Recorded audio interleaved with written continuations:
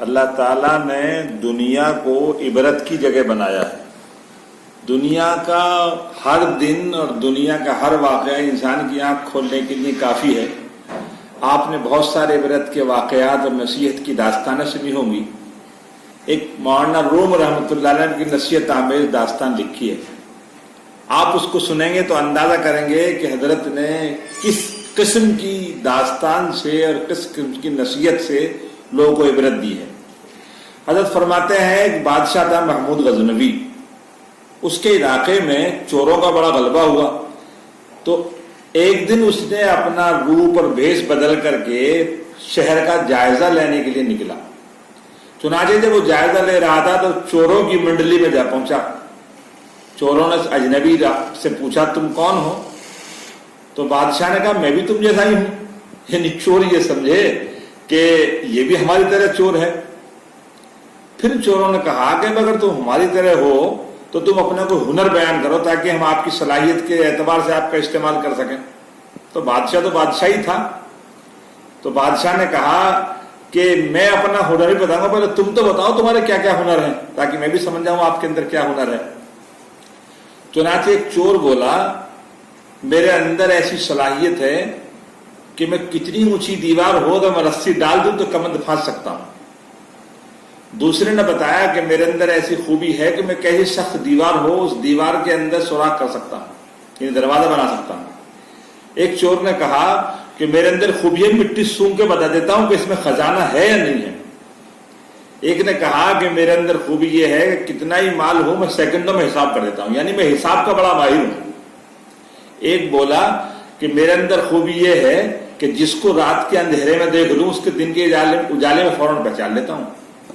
اب آخر میں بادشاہ سے پوچھا تمہارے اندر کیا ہنر ہے؟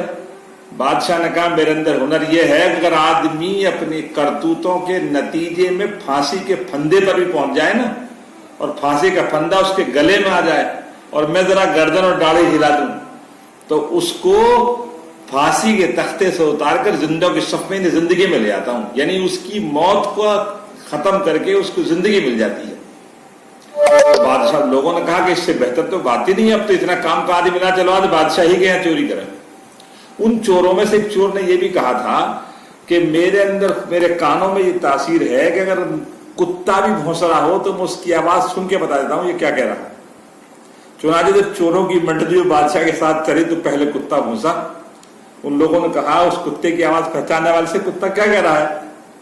تو بولا کتا کہہ رہا ہے کہ ہمارے ساتھ بادشاہ بھی ہے۔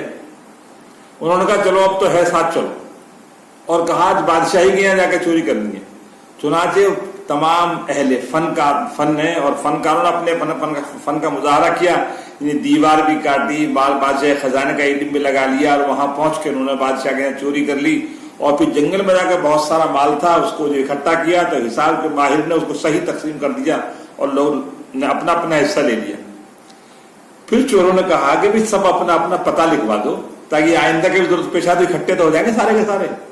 چنانچہ سب کا ایڈریس اب آپس میں لکھ لیا، چلے گئے۔ صبح کو پتہ لگا بادشاہ نے ان سب چوروں کو بلا لیا۔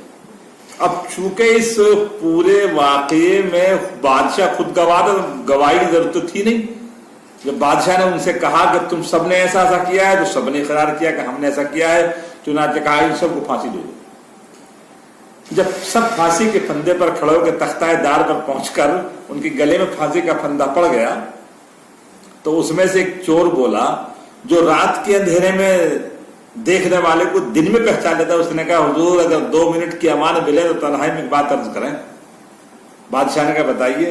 کہا ہم جتنے چور تھے سب نے اپنے اپنے فن کا مظاہرہ کر دیا، آپ نے اپنے فن کا مظاہرہ نہیں کیا، آپ بھی تو اپنے فن کا مظاہرہ کیجیے۔ آپ نے تو کہا تھا کہ اگر آدمی پھانسی کے پھندے پہ بھی کھڑا ہو، تختہ دار پہ کھڑا ہو، گردن اور داڑھی ہلا دوں تو اس کو موت کے پھندے سے بچا کے لے آتا ہوں۔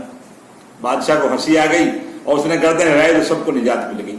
اس کے بعد مولانا روم رحمۃ اللہ علیہ فرماتے ہیں کہ ہر آدمی کا فن جو اللہ رسول کی منشا کے خلاف ہے وہ اس کو ہلاکت اور بربادی کی طرف لے جانے والا ہے، لیکن کچھ لوگ ایسے ہیں جن کو اللہ تعالیٰ نے دل کی آنکھ دے رکھی ہے، اس دنیا کے اندھیرے میں وہ اللہ کی معرفت رکھتے ہیں، خدا کی پہچان رکھتے ہیں، اور اس پہچان کے نتیجے میں اللہ تعالیٰ کی حقیقت کو سمجھتے ہیں کہ اللہ تعالیٰ کیا ہیں اور بندوں کے ساتھ وہ کیسا دیکھنا چاہتے ہیں بندوں کو.